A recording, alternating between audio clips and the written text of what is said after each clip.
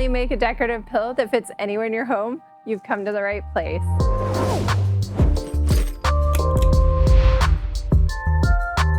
Hello and welcome back to Sailrite Workbench. Today we will be making a flange pillow with an envelope back. This pillow will have extra fabric or a flange around it to help it stand out. The envelope back makes the cover super simple to put on and pull off of a pillow because it's just 2 pieces of overlapping fabric. This pillow might look fancy or intimidating, but it's actually pretty simple.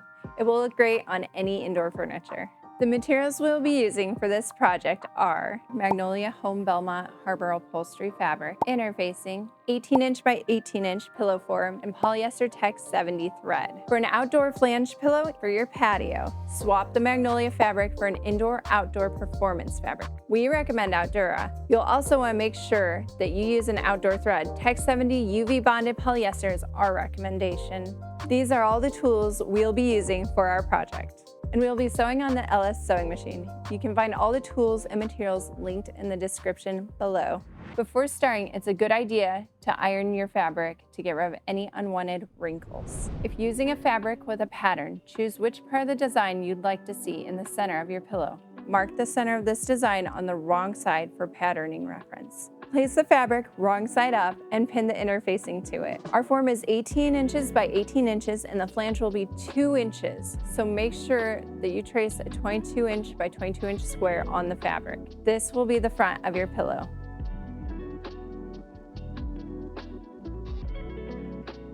Cut out the rest of your square and set it off to the side.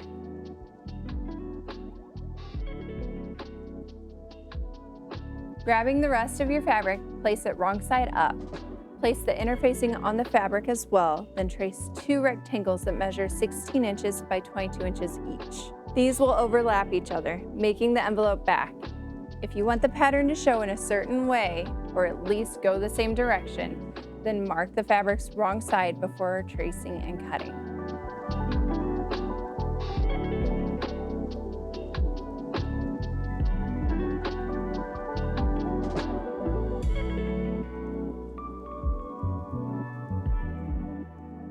With the wrong side up, fold a 1/2 inch seam inward 2 times along the 22 inch side of the rectangle. Pin or clip in place and sew.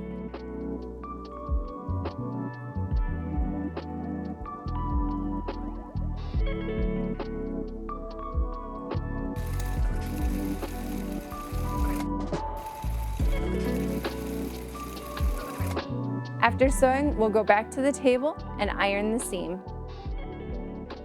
Place the fabric square for the front of your pillow right side up with its interfacing underneath it.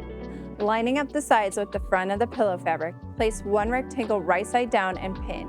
Repeat with the other rectangle, but line it up with the uncovered side of the pillow fabric. Pin or clip everything into place. To make the corners of your pillow fuller, trim a little bit of fabric from each corner. To do this, measure down 4 inches from the corner of your fabric panels and make a mark. From the same corner, measure over 1/2 inch. Draw a line connecting the 2 marks. Do this for both sides of the corner and then cut along that line. Repeat the process on all the corners.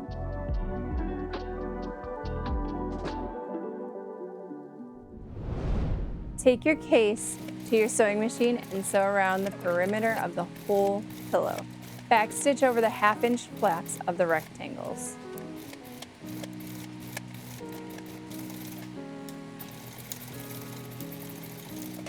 Turn your pillow cover right side out. Carefully work each edge at the seam so it lies as flat as possible. You can use any tools you find lying around. You can use a chopstick, you can use a crochet hook, anything that will work to get those corners. Then we'll iron the pillowcase.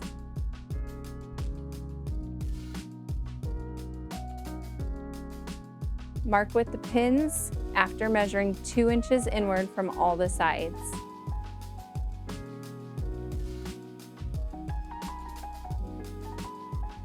Take your pillowcase back to the machine and sew along your line of pins. Using a deluxe magnetic sewing guide and a sewing gauge ruler will help with keeping your lines straight. Carefully insert your pillow form by lifting the flaps and tucking it in.